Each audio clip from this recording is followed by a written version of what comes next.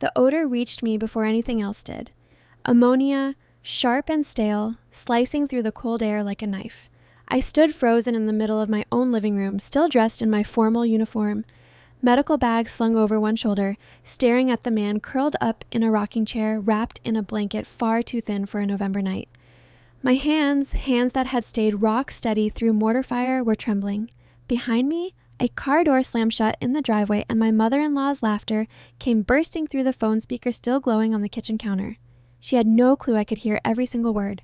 She had no idea what I'd already discovered in the top drawer of my husband's desk an hour earlier, a sealed folder, stamped with a state seal she'd never noticed and never bothered to look for. She had no idea what she had just set in motion.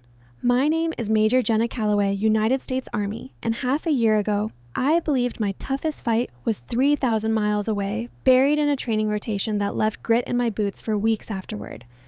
I was mistaken. My real battle was waiting for me back home, and it never wore a uniform. It wore a cardigan and called itself family.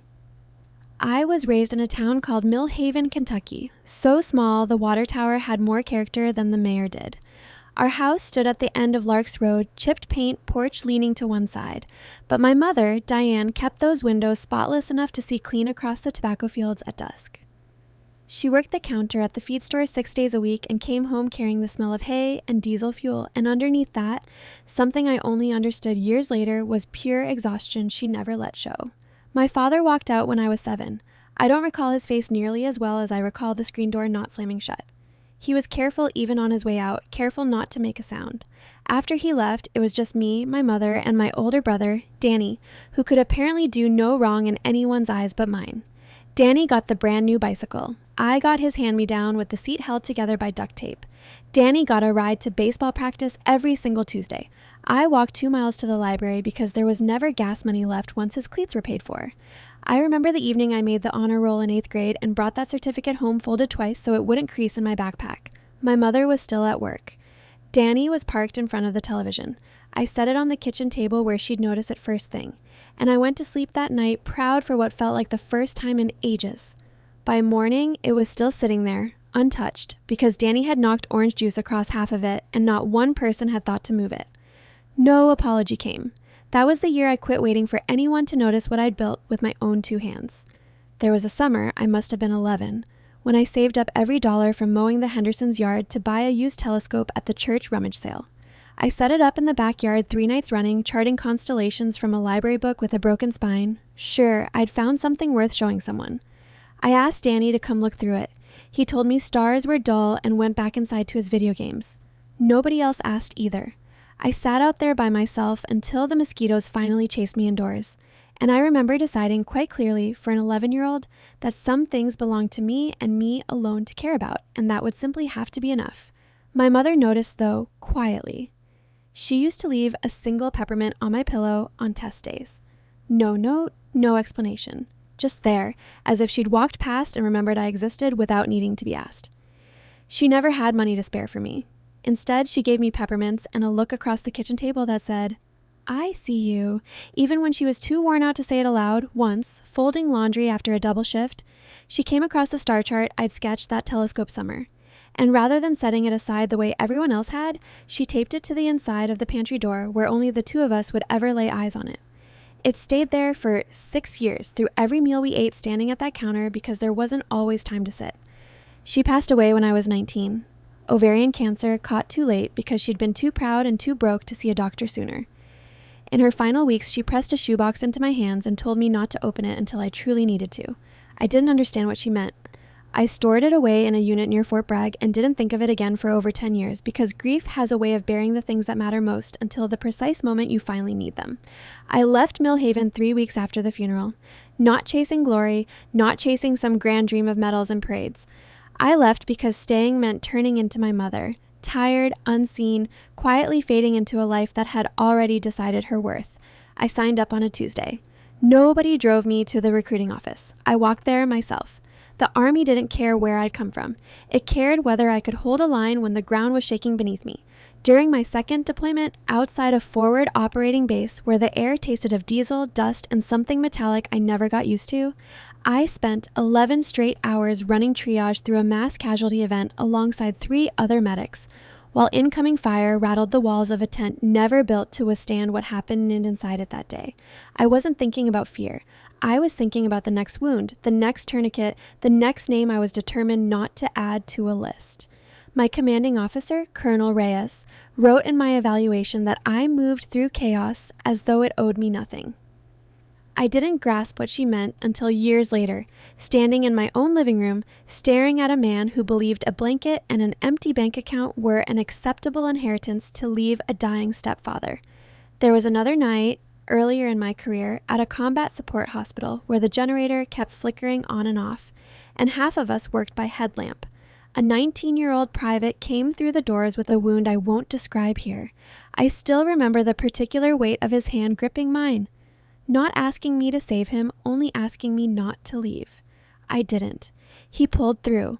I never told anyone that story because it wasn't the kind of thing that belonged in an after-action report, and it wasn't the kind of thing Brady ever thought to ask about when I came home quieter than when I left.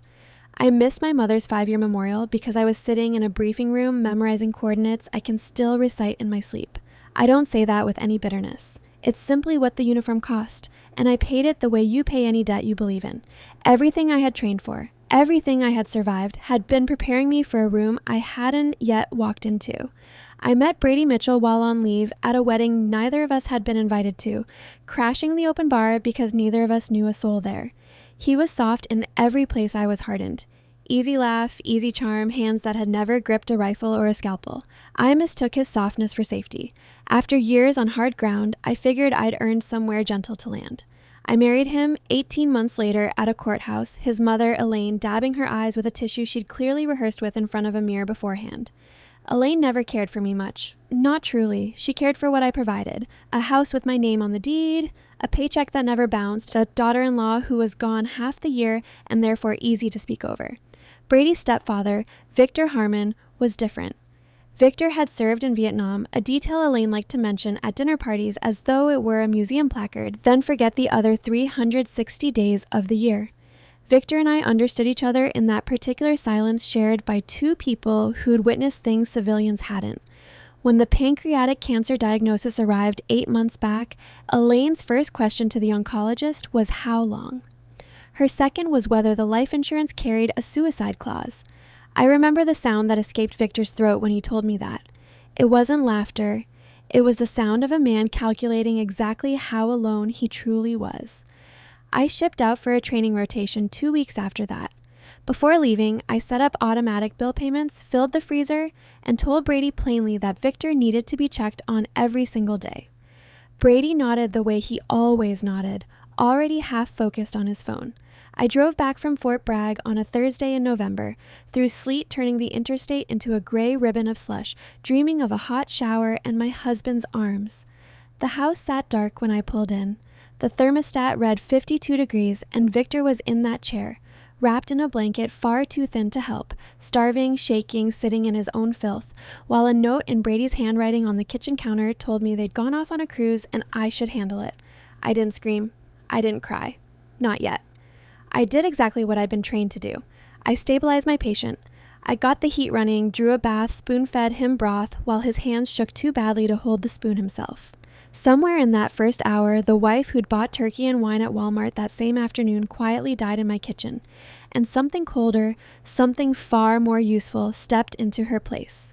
It was Victor who told me, once the shaking had eased and some color had crept back into his face, that his morphine bottle had been refilled with plain water. Elaine claimed the copay was too steep and needed the money elsewhere. I tested it myself. No bitterness, no thickness, just tap water dressed up in an amber bottle bearing his name. That was the moment triage ended and investigation began. If you've ever sat beside someone discarded by the very people meant to protect them and felt the precise second your grief turned into resolve, know that feeling has a name, and it isn't weakness. It's the moment you stop being a bystander and start being a soldier for someone with no one else left. Tell me in the comments if you've ever had to become someone's entire army alone.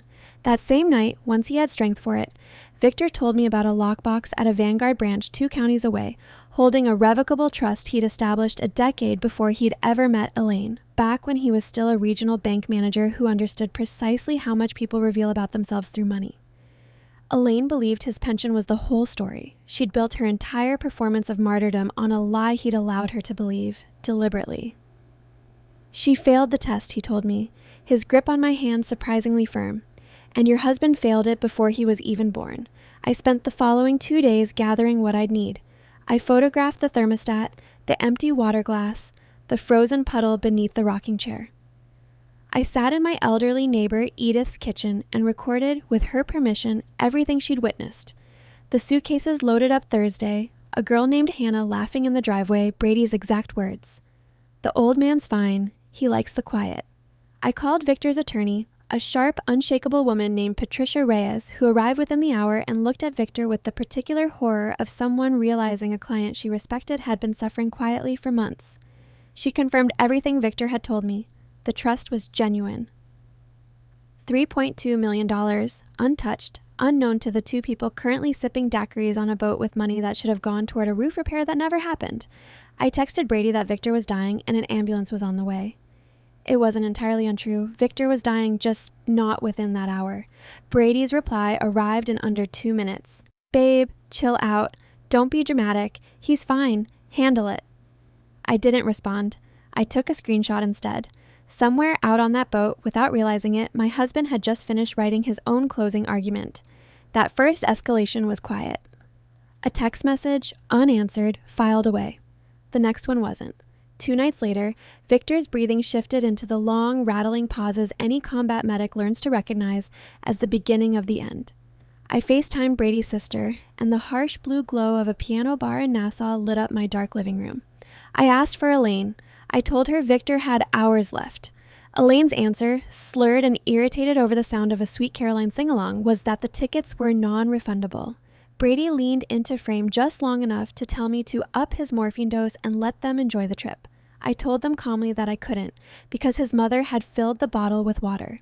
Silence fell on that boat for exactly as long as it took Elaine to call me a liar and hang up. That was the loudest escalation of all, and it came from 3,000 miles away over a crackling signal. I didn't shout back. I didn't cry into the phone. I sat perfectly still and watched the little red recording light blink in the corner of my screen, because I'd learned long ago that the loudest voice in the room rarely wins it.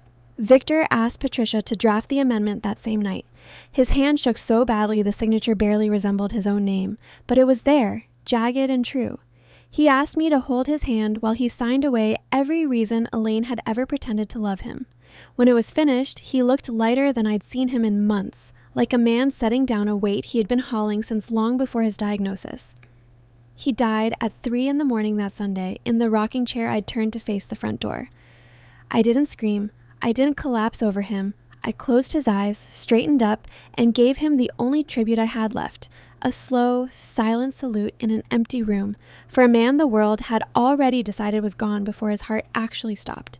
By the time Brady and Elaine's flight touched down Monday morning, I was standing in my dress uniform in the center of my living room, the dining table cleared and pushed forward, an urn resting on a velvet cloth beside a stack of bank statements circled in the yellow highlighter. I hadn't placed a weapon on that table, and I hadn't needed one. The uniform accomplished what a weapon never could. They walked in, sunburned and loud, still carrying the smell of the ship. Elaine's first words weren't for Victor. They were a complaint about the house's temperature. I let her finish. I let her get all the way to demanding to know where Victor was before I lifted one hand and pointed to the urn. The room fell into the kind of silence that has actual weight, the kind you can feel pressing on your ribs. Elaine's scream, when it finally came, was performance. Dry-eyed and rehearsed, the same one she'd have delivered at a funeral she never earned the right to attend. Brady's outrage came louder and clumsier, accusing me of letting him die alone, calling me unstable, insisting I'd brought this on myself. I let him finish too. Then I picked up the remote and pressed play on a recording Victor had made 2 nights before he died, his voice thin but unwavering, naming precisely what had been done to him and exactly who had done it. The room that had been so loud moments before went utterly still. There was no clerk in that room. only Patricia standing quietly in the doorway with a folder tucked under her arm, waiting for her moment. She read the amendment aloud in a voice that never rose and never had to. 50% to the Wounded Warrior Project, 50% along with the role of sole trustee to me. Nothing to Elaine or Brady for their abandonment and cruelty in his final hours. Elaine's grief evaporated the instant she heard the number 3 million. Greed moves faster than love, and I watched it cross her face in real time. The wet eyes drying instantly, the trembling hands going suddenly still and calculating. "That's my husband's money," she said, as though repeating it might somehow make it retroactively true. Patricia didn't even glance up from her folder. "Not anymore," she said. "Hasn't been for months, actually. You simply weren't informed."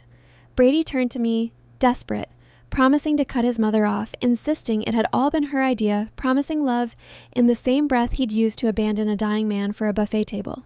I let him talk himself out.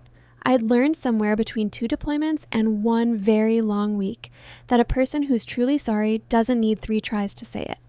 And someone who needs 3 tries is usually only sorry about getting caught. The girl he'd brought home from the cruise, standing near the door in a stained tracksuit, did the math on an unemployed husband and a canceled inheritance faster than either of them managed to, and let herself out without a word. Her rideshare app, already open before the front door, clicked shut behind her. I want to be honest about what came after, because it wasn't triumph. It was quieter than that, and heavier. Patricia handed Brady an eviction notice. 24 hours. The house now belonged to the trust, not to him. Elaine screamed about lawsuits and mistreatment.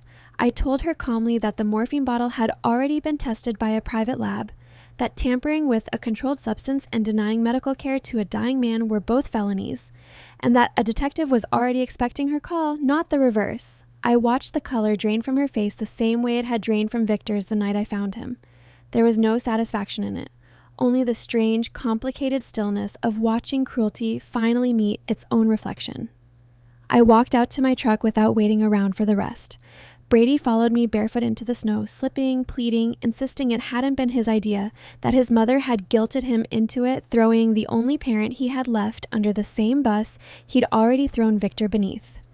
I pulled off my wedding ring in the cold and told him a soldier who abandons their post in the middle of a battle only gets 1 word to describe what they are: absent without leave. I tossed the ring into the snowbank beside him and left him digging for it on his knees while I climbed into my truck and drove off without checking the mirror. I didn't go far. I drove 2 counties over to the storage unit I'd been paying $11 a month for ever since my mother died. And for the first time in over a decade, I opened the shoebox she'd pressed into my hands.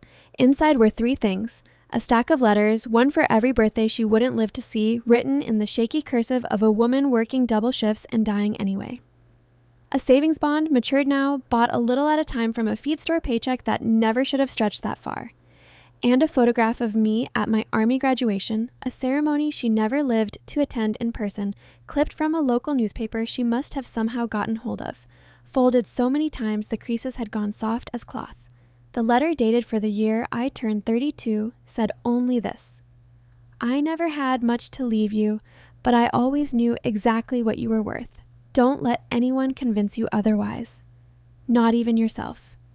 I sat in that cold storage unit with the door half open to the gray Kentucky sky, and I finally let myself cry. Not for Victor, not for Brady, not even really for my mother, but for every